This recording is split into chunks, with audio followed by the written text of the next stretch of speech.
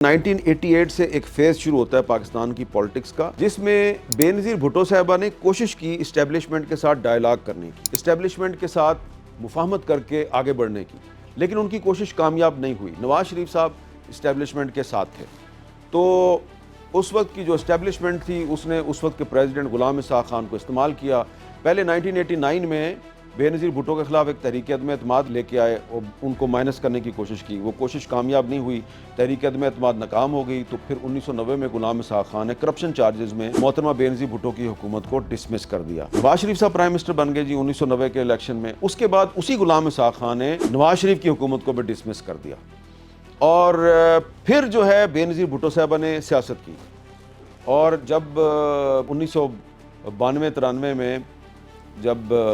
مجھے یاد ہے کہ انہوں نے لانگ مارچ کیا، تو مقصد یہ تھا کہ جو غلام اسحاق خان ہے اس پہ پریشر ڈالا جائے اور نئے فری اینڈ فیئر الیکشن کروائے جائیں۔ تو 1993 میں پھر الیکشن ہوئے، الیکشن میں ایک دفعہ پھر بے نظیر بھٹو صاحبہ کو میجورٹی ملی، اور لیکن پریزیڈنٹ غلام اسحاق خان تھے۔ تو اب غلام اسحاق خان چاہتے تھے کہ بے نظیر بھٹو جو ہے وہ ان کو دوبارہ پریزیڈنٹ بنائے، لیکن انہوں نے تھوڑی سی پالیٹکس کی اور ان کے ساتھ وعدے وعید کیے، لیکن دوبارہ ان کو ہٹا کر وہ فاروق لغاری کو انہوں نے پریزیڈنٹ بنایا اور خود دوسری دفعہ پرائم منسٹر بن گئیں۔ لیکن فاروق لغاری صاحب جو ہیں انہوں نے بھی ان کی حکومت کو ڈسمس کر دیا 1996 میں، اور ایک دفعہ پھر 1997 کے الیکشن میں نواز شریف صاحب 2/3 میجورٹی لے کے پھر سے وہ پرائم منسٹر بن گئے۔ تو اب آپ دیکھیں کہ یہ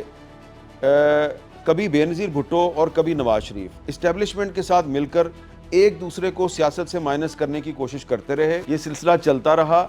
اور آخر کار 1999 میں صورتحال یہ تھی کہ بے نظیر بھٹو صاحبہ جو ہیں وہ پاکستان میں نہیں تھیں، وہ جلا وطن ہو چکی تھیں، اور وہ نواز شریف صاحب جن کے پاس 2/3 میجورٹی تھی، جو اتنے طاقتور تھے کہ انہوں نے ایک آرمی چیف جہانگیر کرامت کو استعفیٰ دینے پہ مجبور کر دیا، ایک چیف جسٹس سجاد علی شاہ جو ہے اس کو سبق سکھایا، سپریم کورٹ پر حملہ ہوا، سپریم کورٹ کے اندر گھس کے جو مسلم لیگ نون کے کارکن ہیں انہوں نے سجاد علی شاہ پہ حملہ کیا، ان کو سبق سکھانے کی کوشش کی، لیکن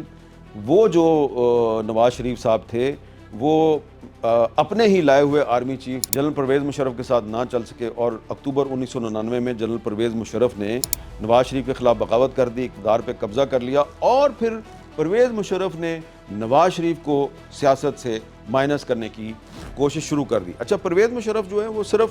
نواز شریف کو مائنس نہیں کرنا چاہتے تھے، وہ بے نظیر بھٹو کو بھی مائنس کرنا چاہتے تھے، اور اس مقصد کے لیے انہوں نے مختلف جو پولیٹیکل لیڈرز ہیں ان کو اپنے ساتھ ملایا، اپنے ساتھ ملانے کی کوشش بھی کی۔